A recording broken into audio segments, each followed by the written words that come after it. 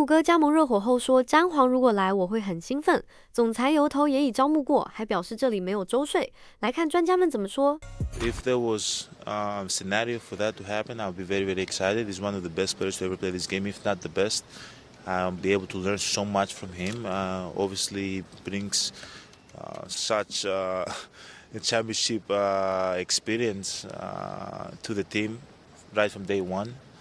I think he's still one of the best players in, if not top 25. He has to be up there. You don't see signs of him slowing down at all. But I'm just, like everybody else, we don't have all the information. All the information is in LeBron James' hand and his family hands, and he's going to make the best decision for him.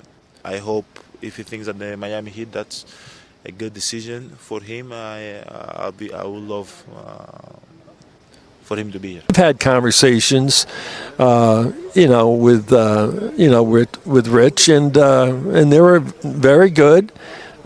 So if that happens, and he wants to come to the 305, we got a golf course. Okay, the weather's nice. Steve Kerr, it's the same thing down here, and so there's no state tax. So that's a little better in California. Let's take a look at what the Heat's rotation could look like if LeBron James signs. And LeBron, he would probably be the lead playmaker, setting up a pair of dominant bigs in Giannis and Bam. And you've said that LeBron to the Heat, it started maybe to make a little bit more sense as we near, where are we now? What is time? 2.5 weeks into free agency? Why is that? Well, look, if LeBron picks Cleveland, everybody in the league will understand it in a second. It's totally fine. But obviously he's weighing certain factors here. And part of it is style of play. And if he goes to Cleveland, he won't be able to play the style of play he's played for the majority of his career, where the ball is mostly in his hand because of Donovan Mitchell and James Harden. And in Miami, the lead ball handler role is there. They're not a complete team. The Cavs would be a more complete team. But also, I will just say that Pat Riley, over the decades, Malika, has been able to have second acts with all these great players. Alonzo Mourning left under a little bit of a dark cloud and came back and had a wonderful end to his career there. Shaquille O'Neal, after leaving with animus, ended up returning to the franchise, getting his number retired. Dwayne Wade obviously left in free agency in a disagreement, came back and had a great end to his career. Now there's a statue outside.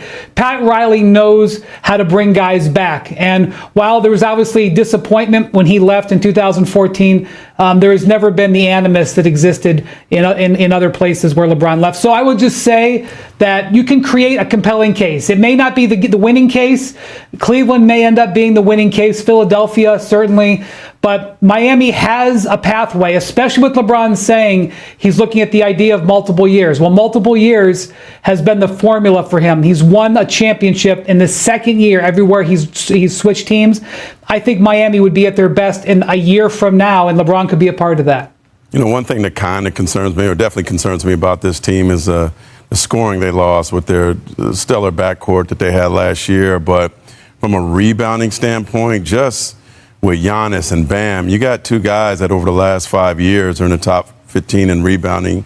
Giannis was third, Bam was 12. And if you add LeBron James, and this is defensive rebounding, LeBron was 21. You're getting one shot. If you're playing these guys, you're getting one shot, which I think would certainly make them very daunting defensively. And I'm curious to see what would happen with Wiggins. Would they do something with Wiggins? Would they keep Wiggins?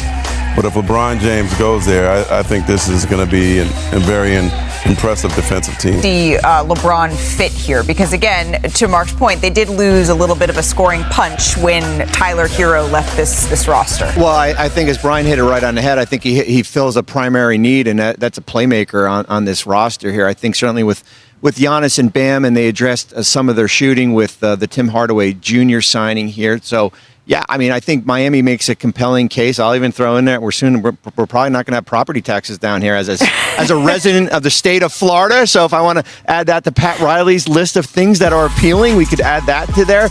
But yeah, I think it's a little bit different than what Cleveland could potentially offer here when you add LeBron to that mix with Bam and Giannis. Defensively, potentially could be elite with those two players. For the Miami Heat. And I feel a little bit bad that it's been so overshadowed by LeBron. This is Giannis Antetokounmpo that we are talking about, and he's actually going to be wearing number 7 for the first time in his 13-year career. He spoke about why he changed his number yesterday. The reason that I really changed my number is because I feel like, 34 holds so much weight and has so much history.